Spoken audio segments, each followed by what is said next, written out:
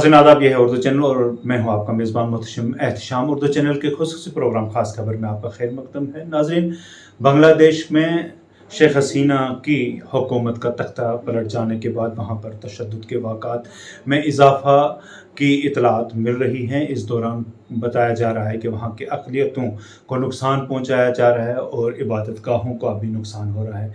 इस सिलसिला को लेकर आज पहुँच की सियासी समाजी शख्सियात की जानिब से शेर कश्मीर पुल के करीब एक एहतजाजी रैली और प्रेस कॉन्फ्रेंस मुनक्कद की गई, जहां पर उन्होंने इस पर तशवीश का इजहार करते हुए हिंदुस्तानी हुकूमत और आलमी बरादरी से अपील की कि बांग्लादेश में अक़लियतों को तहफ़्फ़ुज़ फराहम करने के लिए इक़दाम उठाए जाएँ। इस दौरान मज़ीद क्या था, इन लीडरान का कहना, दिखाते हैं आपको एक रिपोर्ट।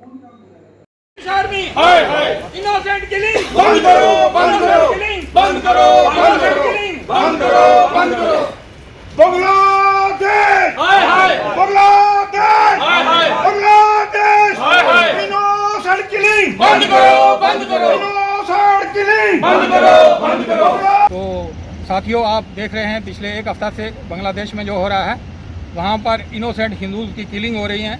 आपने देखा, हिंदुओं की प्रॉपर्टी को जलाया जा रहा है, छोटे छोटे बच्चों को, मासूम बच्चों को जलाया जा रहा है, मासूम औरतों को जलाया जा रहा है, स्कूल में जाने वाले स्कूल कॉलेज के बच्चों को रोक के उनकी गाड़ियों को जलाया जा रहा है। तो उसी के सिलसिले में यहाँ पर आज हमने एक प्रेस वार्ता रखी है।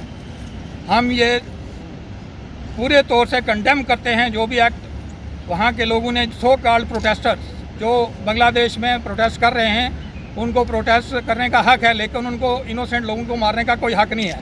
वो भी वहाँ के सिटीजन हैं और जो हिंदूज़ हैं वहाँ पर, वो भी वहाँ के 1.5 करोड़ हिंदू जो बांग्लादेश के अंदर रह रहे हैं, वो भी वहाँ के शहरी हैं। उनको अगर कोई आपत्ति है गवर्नमेंट के साथ, तो गवर्नमेंट ने रिज़ाइन कर दिया है, गवर्नमेंट डिज़ाल्व हो गई है, वहाँ की प्राइम मिनिस्टर जो है कंट्री छोड़ के चली गई है। अगर उनकी बातें मान ली गई हैं, उसके बाद इनोसेंट हिंदूज़, मैं पूछता हूँ उनसे, जो सो कॉल्ड प्रोटेस्टर हैं, कि हिंदुओं का क्या कसूर है जो हिंदू वहाँ पर रह रहे हैं? वो भी वहाँ के नागरिक हैं, वो उनके साथ रहते हैं पिछले 100 साल से 200 साल। इसी के साथ ही हम गवर्नमेंट ऑफ इंडिया से ये डिमांड करते हैं कि वहाँ पर जितने भी हिंदूज़ हैं, उनकी लाइफ और उनकी प्रॉपर्टी को जो है वो सेफ्टी को इंश्योर किया जाए।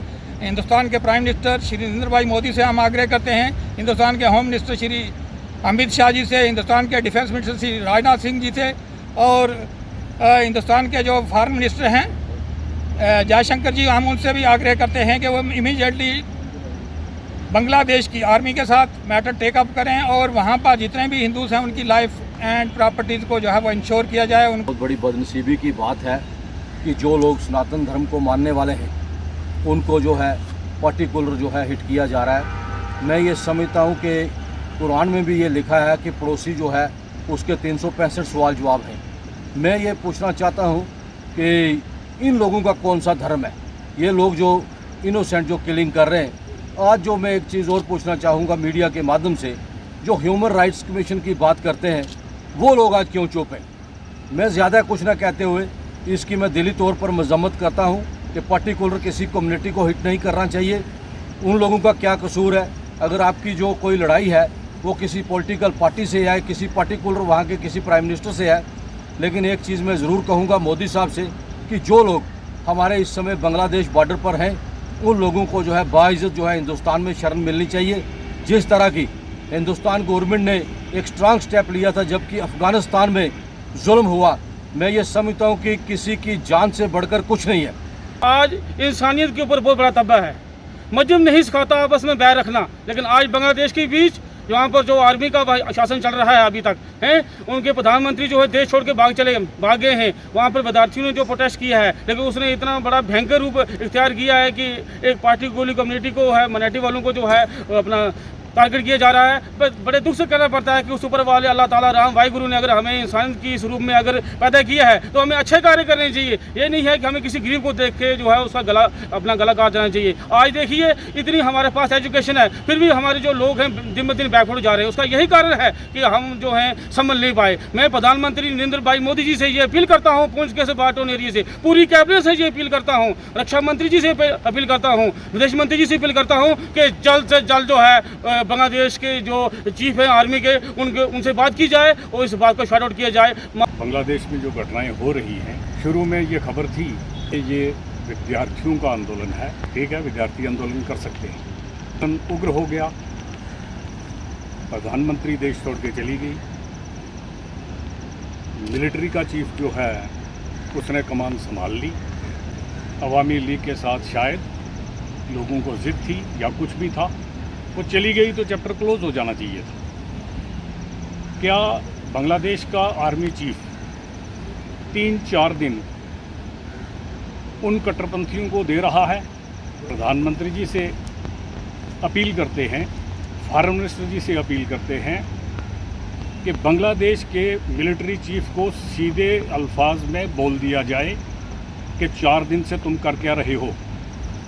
हज़ारों लोग मारे जा चुके हैं, पर्टिकुलरली माइनॉरिटीज़, उसमें ज़्यादा तादाद हिंदूज़ की है, बाकी धर्मों के लोग भी हैं, कुछ क्रिश्चियन भी अफेक्टेड हैं, कुछ बुद्धिस्ट हैं, वो भी हैं।